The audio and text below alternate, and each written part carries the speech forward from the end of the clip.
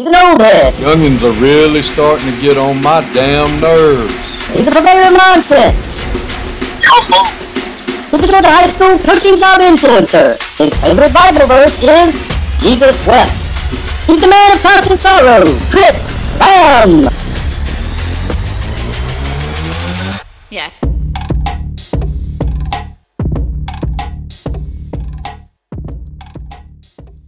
Sun Coaches Podcast would like to thank our sponsor, Vertical Raise. Elevate your program's fundraising this season with Vertical Raise. Vertical Raise is the premier online fundraising platform for organizations of all sizes, using innovative technology to create the easiest and most efficient system available.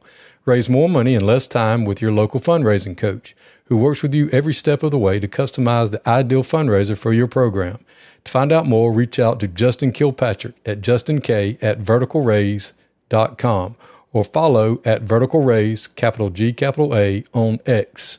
Justin Kilpatrick is a territory sales representative. His number is 229-860-0057.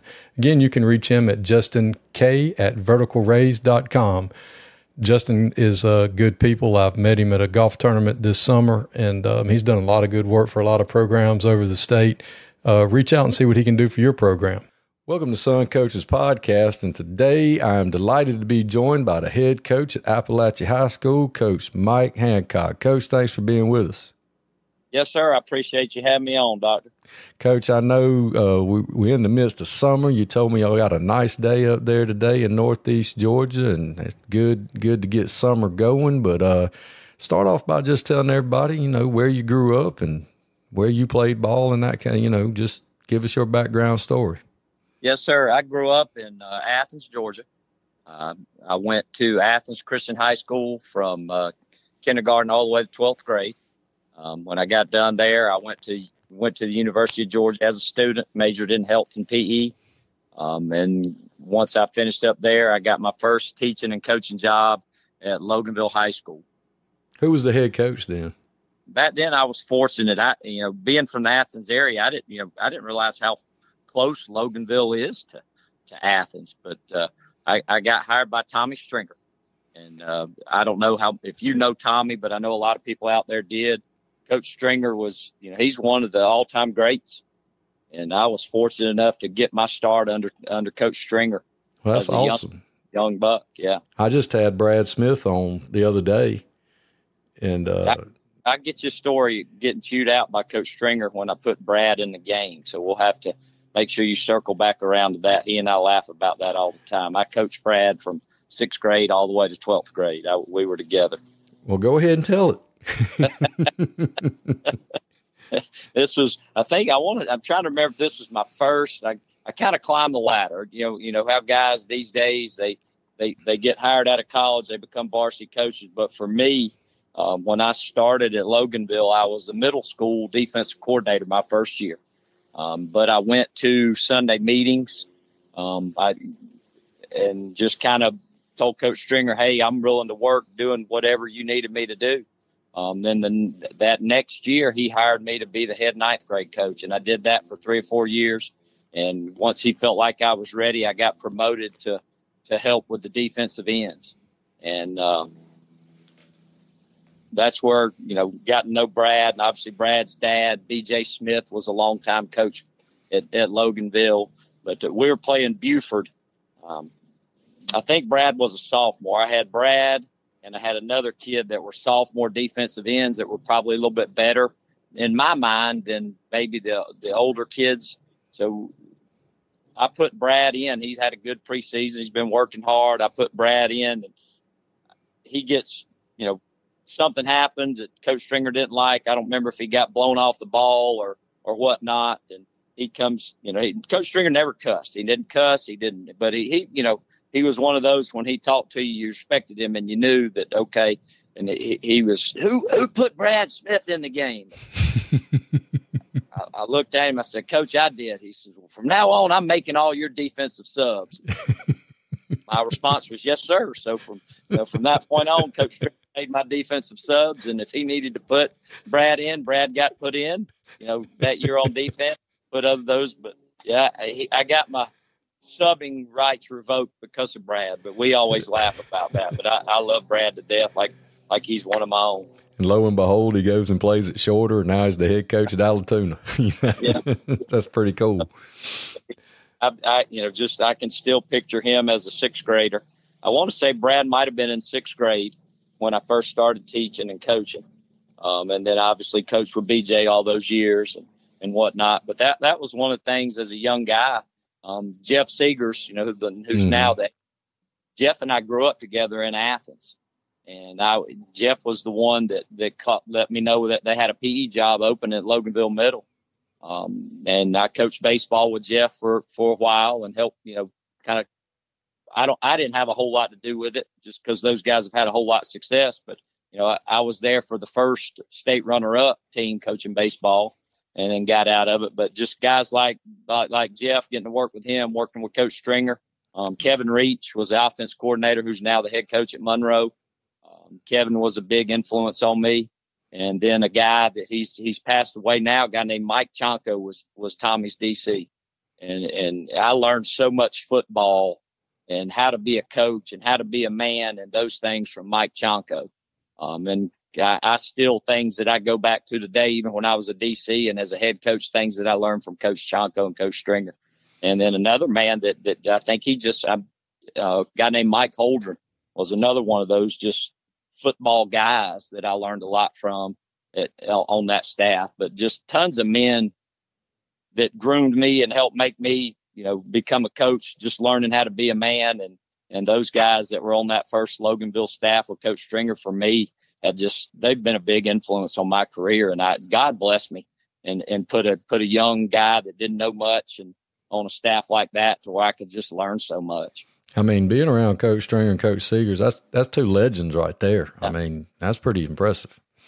Yeah, they are. And Jeff and I, we still, even though, we don't coach together, we still stay in touch. And you know how it is. You work with people so long and we get busy. You don't stay in touch as much, but just being there from the ground up, watching Jeff build that baseball program. And now knowing all the guys that, all those guys, that baseball staff, they've all been together. Coach Mills, who's the head coach now, when I got out of baseball, Coach Mills took my spot. So that, the core 4 or 5, 6 guys that have always been at Loganville baseball, I think they're all still there. That's awesome. So how long were you at Loganville?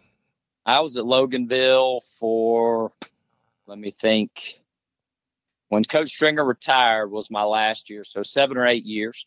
Coach Eric Godfrey got the job and I could have stayed. Eric offered me the chance to stay, but I ended up meeting a girl. She was and Coach Reach actually introduced me to my wife. And she was in college at North Georgia in Dahlonega, and it was find a job closer there or try to commute. So I ended up, Coach Stringer called and found me a job. And I can go through, I'll tell you, I've worked for some big time guys and just great guys over the years, but I ended up getting married and moving away instead of staying at Loganville. So where'd you go? All right. Coach Stringer made some calls he knew everybody. He put me in touch with Matt Fligg. Oh yeah. The golden boy. That's my boy right there. Now I love some Matt Fligg. I can, some of the, Coach Fligg is, that's one thing that I can tell you. One thing about Coach Fligg is that he always talked about loving on kids and treating kids right and treating coaches right. And yeah, Coach Fligg is I owe a lot to Coach Fligg. He was a big influence. So I spent the next 2 years at Chestatee with Coach Fligg. I texted him today. He played in the GACA golf tournament, the Lee Murray golf tournament this summer. Yep. And I always get to see him there. And I asked him to be on the podcast, and he's going to be. He's fired up about it. But you know how his temper is. And I always laugh about it. He'll get mad, throw a golf club. And Coach Estes always plays with him. And Chad Estes. And, I drive up or whatever to get, with the carts, where all the carts are. And he drives by, he goes, Fligg's already throwing a golf club up there on the driving range. And I was like, oh my God, we hadn't even got started yet. And come to find out, it hurt his back. And that's what it was. He wasn't mad about how he was hitting. He was mad because he had hurt his back and he really wanted to play and play well. And he wasn't able to play much because his back got hurt. But man, I love Coach Flick. He's always been good to me. You talk about stories, and this is a good Coach Flick story. Before we forget, this is when we went to Monroe. I don't know if you remember, there was a rapper back in the early 2000s, Mike Jones. Mm-hmm. The saying, I think, with Mike Jones is Mike Jones, and everybody would say who. Yeah. Well, I was in charge of roll, but Coach Flick would take roll as when we lined up. So he took roll himself. He took attendance. So the kids talked me into putting Mike Jones on the attendance sheets. So he's going through, he's calling. Coach Flick knew, I mean, he's one of those head coaches that he knew. I mean, from the 9th graders, 12th graders, he knew everybody. It wasn't just, and that's one thing I've learned from him is you get to know all the kids. Well, he's going through roll, and he gets to that name. He calls Mike Jones, and all the kids go, who? He calls him again, Mike Jones. Who's Mike Jones? And the kids go, who? So finally, he takes his roll sheet, he slams it down, and you can edit this or whatever. He goes, who the hell is Mike Jones? And all the kids just started dying, and finally they told him who it was, and it was a rapper that he probably loved it once he figured it out.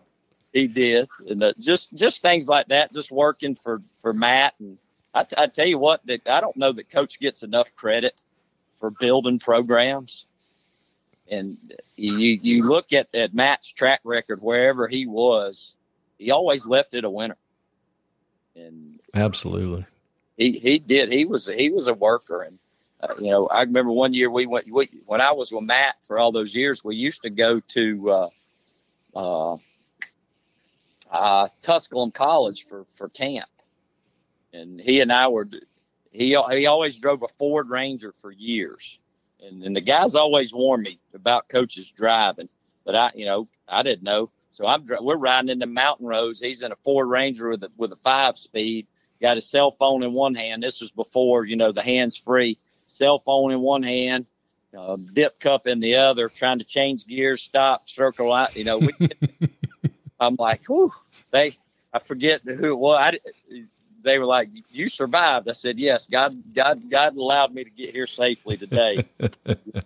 I'm gonna call him when we get done. I texted him earlier, and he said he was headed to Marietta to clean his mama's pool out and look after his mama and his sisters. So, Coach Flick, I didn't know you worked for him. So, where did you end up after Chestatee? After Chestatee, I followed him to Monroe. I interviewed with him at Monroe Area. Okay, so I worked for the first 2 years at Monroe, and then a buddy of mine was the assistant principal who he ended up being the principal, but a guy named Scott Justice. Scott just retired. He was the assistant superintendent in White County schools, but Scott was the head baseball coach when we started at Chestatee. He called me and said, "Hey, come work for us at West Hall." So I left Monroe and went to West Hall, worked for a guy named Mike Newton, Coach Newton. Good guy, good defensive guy. I learned a lot from Mike in my 2 years there. I met a lot of great people working there. And then it just got to, I live in Monroe, and I've lived in Monroe except for the first couple of years of my marriage, but I've been in Monroe, 18 years in this house that we're in. And just driving from Monroe to west to Oakwood just got taxing. It was tough. And I ended up leaving West Hall. A buddy of mine that was on Coach Stringer's staff, a guy named Hank Evans, at the time was the athletic director at Walnut Grove. So I left West Hall to come home to make that commute a little bit better and work at Walnut Grove. So I don't know how many people have, but I make it my claim to fame that I was one of the first few to have ever worked at all 3 high schools in Walton County. That's pretty awesome. Was Taylor Brooks at Walnut Grove when you were there? When I was there, Taylor was the head softball coach. And then when Hank retired, I think that's when Taylor became the athletic director. Yeah, we grew up together. He went to Harlem, but, we grew up playing against each other. And he's good. Well, he's a good dude. Yeah, he is. I think we'll see him. I think he's at Chattahoochee. We're going to open the season with Chattahoochee, so I'm sure I'll get to see him. I haven't seen him in years, but we went to school, went to college together, and really good guy. Was that's Andy. I got hired by Harris Rainbow at Walnut Grove, and he hired Andy Scott as the DC. Yeah, Andy Scott's one of my guys. I know y'all go way back, because I think that was back when Man of Constant Sorrow. No, I don't know that anybody really knew who you were, but they all, hey, will you post this, or looking for a job? And Andy's like, well, that's one of my buddies. I know exactly who that is. Yeah. The man of constant sorrow, the man of constant dum-dum is more like, and that hadn't changed. I would say that you've done a lot for a lot of people. You found help, which, help a lot of people find jobs. Because I know at times when I've looked or times when we've needed somebody, I know I've always reached out to you and helped. So I know that's something for you, I know that probably feels good to have helped a lot of people either, find jobs or get, find a better job or find a good situation. But, from my standpoint, I appreciate all that you've always done for coaches and helping in that area. Well, somebody helped me, and lots of somebodies have always helped me. So, I just feel like kind of obligated should help other people. I mean, that's part of what we do. We raise other people's children and try to mold them into young men, and you should help people if you have an opportunity. It's nice to be nice. It's not hard. No. I'm not a very good person, but I can be nice. I mean, it's not hard. It's not hard to help people. No. And if you got an opportunity to help somebody, you should. You shouldn't go out of your way to screw somebody over. I mean, even if you don't like them. I mean, there's lots of people that don't really care for me. That's okay. There's people I don't care for, but I'm going to help them if I can. I'm not going to, I've had people do me wrong, but I'm still going to help them if I can. I'm not going to go out of my way to, the fact that they don't like me or don't agree with whatever, I'm not going to let that stand in the way of if I have an opportunity to help them. But, I was just raised to be that way. I just, by coaches in the business and by my parents, and, if you can help somebody, help somebody. How were things at Walnut Grove? Seemed like a cool place. It was relatively new when you got there, wasn't it? It was second year. Harris Rainbow, which, Coach Rainbow had worked for Jeff Herron for those years. Yeah, he's a heck of a coach. Both of them. Yeah, Harris was, I've never been around a lot of people that he knew. He was the wing T. He knew it inside and out. And he's so smart. He ended up getting out of coaching. After he left, I think he left Walnut Grove and went to Campbell, but I still will text him. We'll stay in touch. But I worked for Harris for a couple of years, and that staff, it was year 2. Andy Scott was on that staff, which Andy's he's about one of the top people you'll ever, just people. Mm-hmm. And just a good guy. Also a dang good, football coach. But, got to work with Andy on that staff and a couple other guys, but Harris was fun to work for. And then when Harris just went to Campbell, they hired a guy. This guy actually played for Coach Stringer. A guy named O.J. Soto was the head coach for 2 years. And then I think now O.J.'s in administration. And then after that, another one of those another one of those big 3 that I work for is Ben Reeves Sr. I didn't know a lot about Coach Reeves. I'd met him, but just the 5 years that we were together, just the bond that we made, just to become just a friendship and just a brotherhood. And I'm very fortunate to be around and have a good friendship, but also learning how to run a football program from a guy like Ben Reeves. I was very fortunate to work for him. So, I mean, you look at, Tommy Stringer, Matt Fligg, Ben Reeves, all those guys have been successful. And obviously too, I spent 5 years working under Tony Lottie at Apalachee, but just those years, and we can talk about that, obviously that's where I'm at now, but those years working for Ben and seeing how he treats people, I don't know that I've ever met anybody that didn't like Ben Reeves. Didn't he coach at Social Circle for years? Ben was the head coach of Social Circle, the head coach at Newton County, head coach at Putnam. Another one of those. If you look at Ben's overall record, it's not a winning record. He won over 100 football games, but he was one of those coaches that would take a job because he knew, like Matt Fligg, he was going to work his tail off to turn it into a playoff program. Yeah, Matt, Coach Fligg, Coach Reeves, Tony Byram. You know, there's a lot of guys that way better mechanics than the shops that they had to work for. Yeah. And there's a lot of coaches like that. David Thrower said that a lot of times, that there's just a heap more, you know, better mechanics than there are shops out there, you know, in the coaching world. And a lot of people don't give people their due credit that, you know, they come in and to a place that, you know, like Coach Dudley said in his podcast the other day, some places are 3-7 places. Yeah. You know, some places are 10-0 places. You know, that's just what they are. And for those types of coaches to go into places like that and turn them around and just get them, you know, to be a playoff team, you know, year in and year out. You know, who cares if they're the 3 or 4 seed? People ain't never sniffed the playoffs, and they can make them. I remember when I was at Aquinas in the mid-'90s, we played social circle, and all I remember about Coach Reeves, they always wore khakis and boots. And they were hard-nosed, and they would knock your face off. And that was before we went to Newton, I believe. And they were good. I mean, Dexter Copeland was on that staff, I believe. And you know, I just remember he always wore boots, and their kids were physical. We do he's organized it. It's been the last 2 years. It's neat to see his tree of coaches. Obviously, you got Ben Jr., who's the head coach at Milton, but just the tree of men that have worked for him. We get together in February and we go to a little cabin in Covington. But you know, like Kevin Reach, Kevin Reach is there. There's guys that are at Thomas County Central that have worked for him. Obviously, the people at Social Circle, Rob comes, but just all the men that have been impacted by Coach Reeves Sr. And it's fun to get together because we all sit around, we tell our stories, but it's just to be there for him just because he's always been there for us. Right. And I do. I love that, man. Everything that I try to pattern a lot of things. You know, this is year 29 for me. I just finished up my first year as a head coach.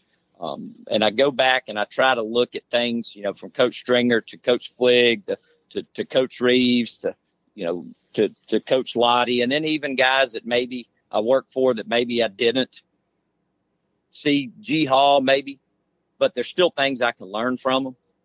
But a lot of the things that I try to do is what I learned from Ben.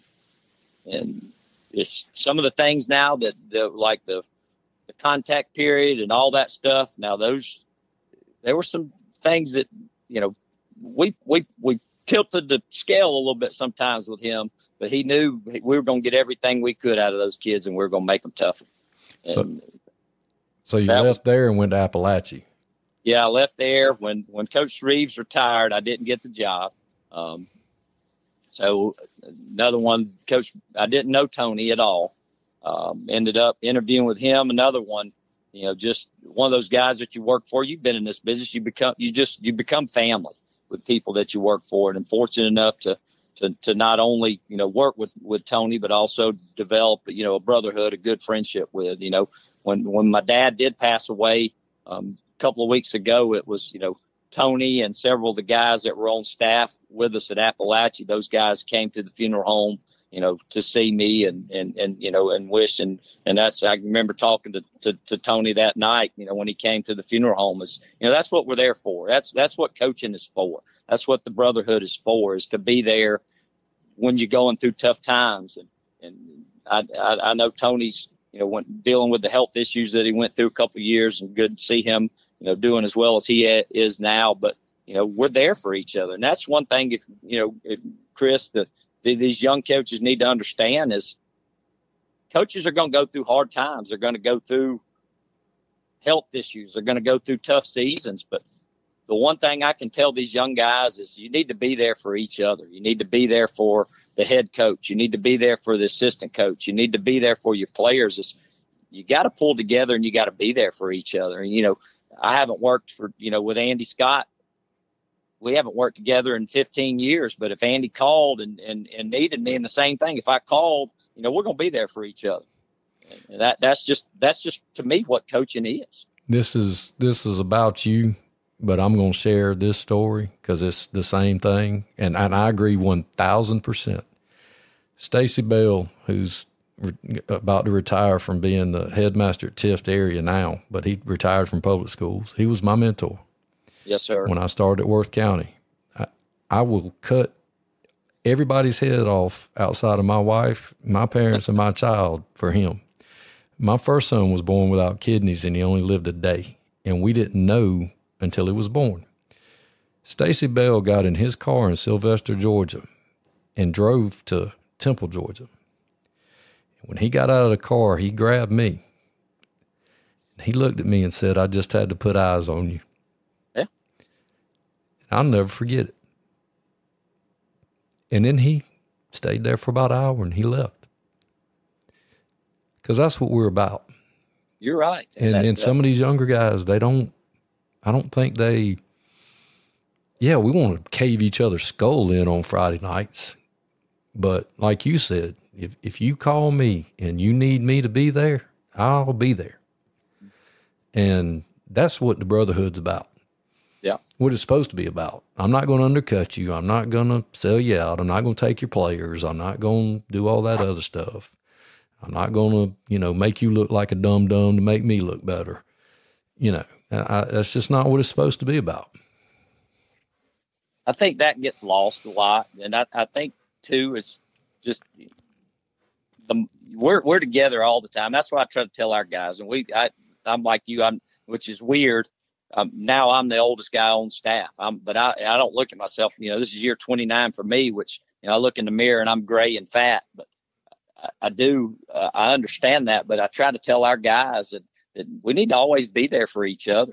And there's guys that you work with that you do build obviously closer relationships with, and those guys that like we just talked about is I can pick up the phone, I can text them, and I can say, "Hey, man, I'm struggling.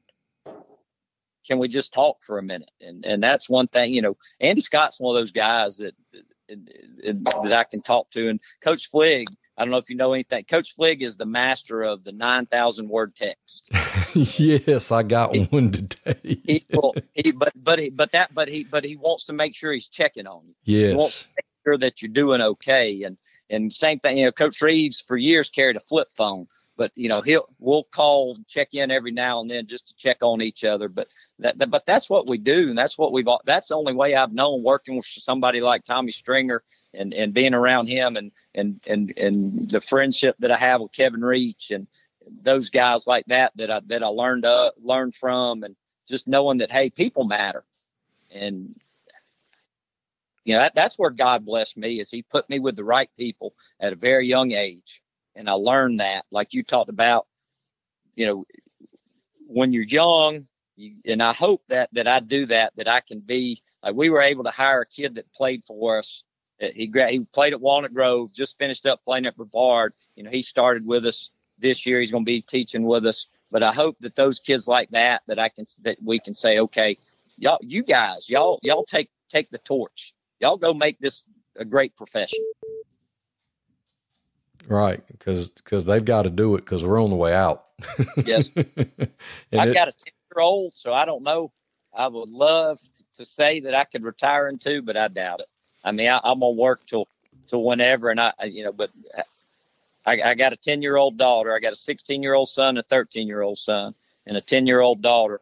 And I'll probably have, my wife tells me I'm going to have to keep working until she at least goes to college. So I got another 10 years in me at least. But you know what I mean? We're as somebody said the other day, we got a lot more sand in the bottom of the hourglass than we do the top. Yeah, I tell my wife all the time, said, "Yeah, I'm retired. I already got my next job." She said, "What?" So I'm just going to work for one of these sporting goods companies that would come in, and I'll just travel and sell sporting goods. She said, "I will see you even less then." I said, "Yeah, that's the plan."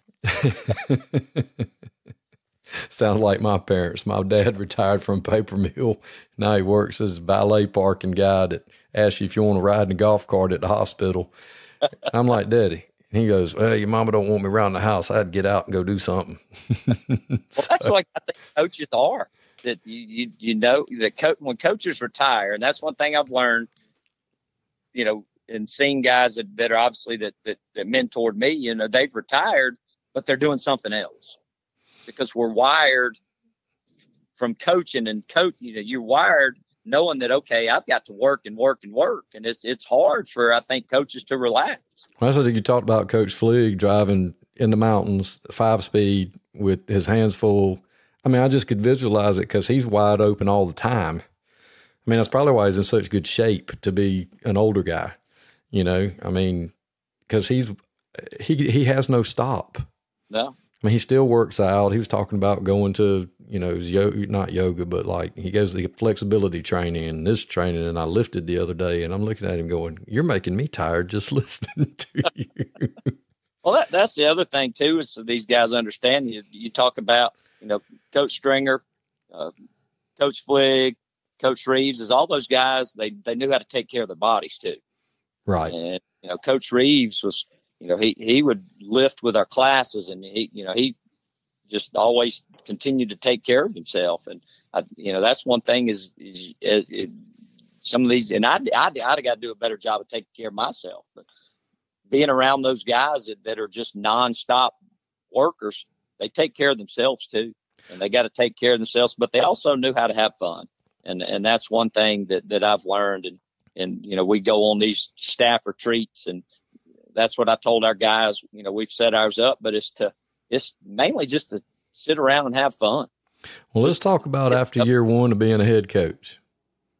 I ask everybody the same thing, and everybody kind of has the same answers, like drinking out of a fire hose. When you go 0-10, your first year as a head coach, you learn a lot. But the one thing that I can say is I don't know how it is for some people, but we go to Bethlehem Church in Bethlehem. There's the pastor, Jason Britt. And it seemed like all throughout the season, every message was directed for me and the things that we're going through. Yes, it's frustrating, but God has a season for everybody. And my season as a first-year head coach was struggle. But I learned through that is, okay, my faith is strong.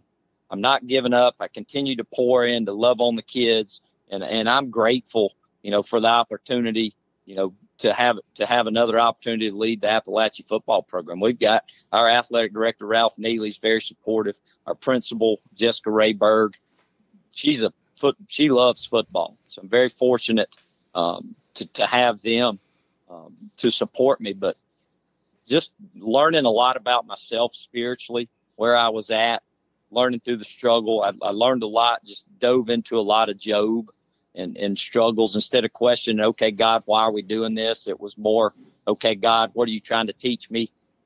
What can I learn from this? And by any means, Chris, am I the perfect Christian? I'm not saying that. But what it did cause me to do is dive more into my Bible and say, okay, let's figure out what can I learn from this season of life? And it was. And then obviously when the season ended, off season, our kids are working. We're doing a great job. And just, yeah, I do know this. And my wife had to learn this part from being a first year head coach is my phone, whether it's an email, whether it's a phone call, whether it's a text, my phone lit up a lot more than it did when I was in that other chair. Yeah, Nick Davis pointed out during his podcast that y'all could go home, get in your truck, go to sleep, but when you're in the big chair, you're never off.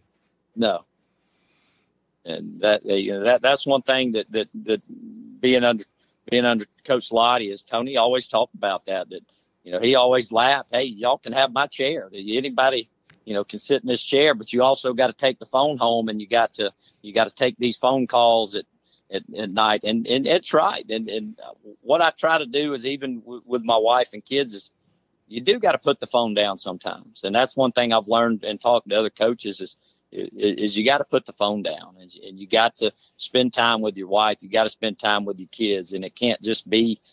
And I've learned too that it's a struggle because I want to check that email or I want to check that text. But, when I get that eye roll, put your phone down from my wife, then I know, okay, I'm going to leave the phone away for a little bit. That text, that email can be answered in another couple of hours. Yeah, it's not going anywhere. It's like today, we were off on Mondays and we go Tuesday, Wednesday, Thursday. So today, me and Grayson, we went and got our hair did, and then we got home. We went and hit some golf balls. We played a little bit, and I just followed the rule my wife had years ago, when we got married 23, 24 years ago. And she said, look, I get this coaching gig. I know how it works. I know where you're going to be, when you're going to be. I know how busy you're going to be. But this is all I ask you. When you got free time, you spend it with me. And then when Grayson came along, you spend it with us. And that's worked for us. When I have free time, we spend it with them. And, that's just, and we ain't got much of it. But No. But when we do have some, she's like, I don't want to deal with you. Oh, I'm going to do this, that. No, you spend your time with us. So and that's what you got to learn how to balance. And right. I'm still, and I'm learning. That's what I tell people all the time. I've been coaching football, 28, 30 years, even going back to my college days when I helped with rec football. So I've been coaching almost 30 years, but I've only been a head coach for one. So I'm still learning. Oh yeah. And but I also know that I've been around a lot of really good head coaches. And so, things that I can bounce off them and I can learn and do things. So, and that's one thing, hopefully these young guys need to understand, but you need to make time for your family. Well, something you pointed out, or that with your background and who you work for, is a lot in common with Coach Ed Dudley. Y'all work for great people as assistants, and then you step into your first head coaching job. No matter how good the people were that you work for and how well prepared you are, you still ain't ready. No. You still have stuff come up and you're like, all right, where is the book? Like Coach Dudley said, you can buy all the Chris Parker books you want. And I love Chris, but he's right. I mean, they are helpful and they are a good guideline, but some things ain't in them books. You're right. Cause the one thing, and I'm trying to remember from who told me this, but obviously when you become a head coach, it's, especially now in the state of Georgia, it's almost like you become a CEO. And I honestly don't know. There's times, last year I felt like I'm doing this and this and this, and it wasn't on the field related. It's just learning those things. And that's one thing is that I've made a point of this year's, okay, let's handle this now. So when this happens, I don't have to worry about it. But it's almost, it's like you're a CEO of, because you got this, and I'm fortunate enough. I go to our Rotary Club meetings in Bear County, and I do other things in the community. But I'm fortunate enough to be able to do those. But those are things that need to be done. But those are things that once football practice starts, okay, football practice needs to be the focus. Yeah, I've told people when they've asked me in the past about head coaching opportunities, I'm like, well, if you want a CEO head coach, I can probably do that. But you're going to have to allow me to hire really, really good coordinators because, that's what it's going to take, because I don't think I'm not good enough to do all of that. I'm just not. Yep, you're right. And that for me, I think the hardest part for me is because I've always been a defensive coordinator, and I wanted to make sure I got that right. And I was able to hire a guy named Ricky Aspinwall. Ricky was at Mountain View for a long time, but Ricky is a good young defensive coordinator and he does a great job with our kids. And, on top of that, he does a great job in our classroom. And then my offense coordinator is a guy we've been friends for a long time, but we've also coached together for a long time. His name is Jordan Rushing. And having Ricky and Jordan as my two coordinators as a first-year head football coach and going into my second year, I'm very fortunate to have guys like that are running our offense and defense. And they're, on top of, they're both great teachers. Coach Rushing's our math department head. And then Coach A is, he teaches, high-level math. So I've got, they're smarter than me. I know that. Well, I know one of my homeroom teacher in high school coached at Apalachee for a while. And I'm pretty sure he's retired now. I don't know if you were there when he was there. Randy Hill. Randy is still coaching wrestling. Really? He's still the head wrestling coach. When Tony got the job, Randy was still coaching football. Randy stayed coaching football for us a little bit. And then he's actually still the head wrestling coach at Apalachee. Now that you want some stories, I don't know that we could probably talk about real stories in the podcast. Good but Lord. That is I love Randy to death. He is a lifer. He was my homeroom teacher in high school at Lakeside Evans all 4 years, and he coached my little brother who played football. And Coach Hill was our soccer coach, and I think he coached like linebackers. He was wide open. I mean, he was just, and he was fun. I mean, he was funny. I mean, we all loved him. And I mean, he messed with us all the time. But I mean, he was just wide open. I mean, I remember when all of his kids were born, you know, because we were in school and now they're all grown. Yeah. And he's a granddaddy. And, you know, I just thought for sure he was retired by now because he's way over 30 years. Well, he's not teaching. And he keeps the grandkids, I think, sometimes during the week, but during wrestling season, even right now, he called me the other day. He's taking some, you know, he's going to camps, and Randy's another one that I've learned a lot from. And I'm fortunate enough to have been around him, but you know, Coach Hill, yeah, he's a good one. He's and a lot of people got a lot of respect for Randy and the jobs that he does and the programs that he's led. So yeah, he's a.